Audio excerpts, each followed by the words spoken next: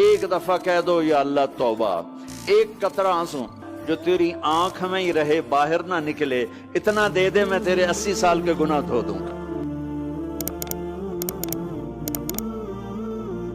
যদি তুমি আজকের এই ভিডিওটা মিস করে যাও তাহলে আমার সব ভিডিওর নিচে তোমার কমেন্টগুলি হয়তো এইরকম হবে, আল্লাহ কি আমাকে হেদায়েত দেবেন, কিভাবে ক্ষমা চাইবো, আমি শেষ হয়ে গেছি। এইসব সেই কমেন্ট যা তুমি করেছো আর যা তুমি সব ভিডিওর নিচে করো। কিন্তু আমি সত্যি বলছি, এই ভিডিওটি দেখার পর তোমার সব কমেন্ট বদলে যাবে, কারণ আমি তোমাকে এই ভিডিওতে এমন সব কথা বলবো যা তোমার জীবনকে বদলে দেবে। বন্ধুরা, তুমি পূর্বে কি করেছো ভুলে যাও, যা হবার হয়ে গেছে। তুমি হাজার চেষ্টা করলেও সেগুলোকে ফিরিয়ে আনতে পারবে না। জীবনের সামনের দিকে দেখো, কারণ তোমাকে সেই দিকেই এখন যেতে হবে। ইনশাআল্লাহ আল্লাহ বড়ই ক্ষমাশীল, তিনি তোমাকে ক্ষমা করে দেবেন। আল্লাহর কাছে শাস্তি রক্ষা পাওয়ার দুটি উপায় ছিল, একটি তুলে নেওয়া হয়েছে, অপরটি তোমাদের সম্মুখে রয়েছে। সুতরাং যেটা তোমাদের সম্মুখে রয়েছে তা তোমাদের মানতে হবে। রক্ষা পাওয়ার যে উপায়টি তুলে নেওয়া হয়েছে তা হলো আল্লাহর রাসূল সাল্লাল্লাহু আলাইহি ওয়াসাল্লাম, এবং যেটি এখনো আছে তা হলো ক্ষমা প্রার্থনা করা। এই কথাটি ইসলামের অন্যতম এক সাহাবী হযরত আলী রাদিয়াল্লাহু তাআলা আনহু। বন্ধুরা, যখন আল্লাহর বান্দা কোনো খারাপ কাজ করে বসে, নিজের নফসের সাথে জুলুম করে বসে, তারপরে পরেই নিজের ভুল বুঝতে পেরে আল্লাহর কাছে সিজদায় লুটিয়ে পড়ে, আল্লাহর রহমতের দরজায় খটখটায়, তারপর বলে, হে আমার রব,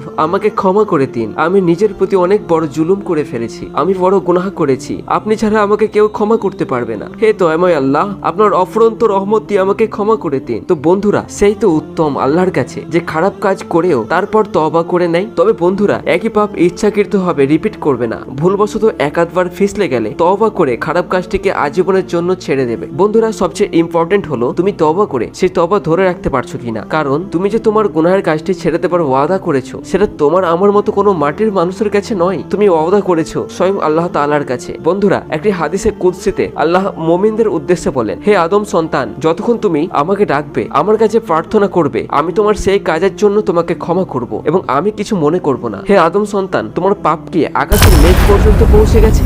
যদি তুমি আমার কাছে ক্ষমা চাও তাহলে আমি তোমাকে ক্ষমা করে দিব। হে আদম সন্তান, যদি তুমি পৃথিবীর সমান বড় পাপ নিয়ে আমার কাছে আসো এবং যদি তুমি আমার সাথে কাউকে শরীক না করো তাহলে আমি তোমাকে ক্ষমা করে দিব। বন্ধুরা, এখন দেখার বিষয় তুমি কত তওবা ইস্তেগফার করতে পারো তোমার গুনাহ মাফ করবার জন্য, যা তোমার অন্তর থেকে আসবে। তো বন্ধুরা, আজকের ভিডিওটি এখানেই শেষ করছি। যদি এই ভিডিওটি তোমার উপকারে আসে তাহলে এই চ্যানেলটি সাবস্ক্রাইব করে আমাদের পাশে থাকার জন্য অনুরোধ করছি।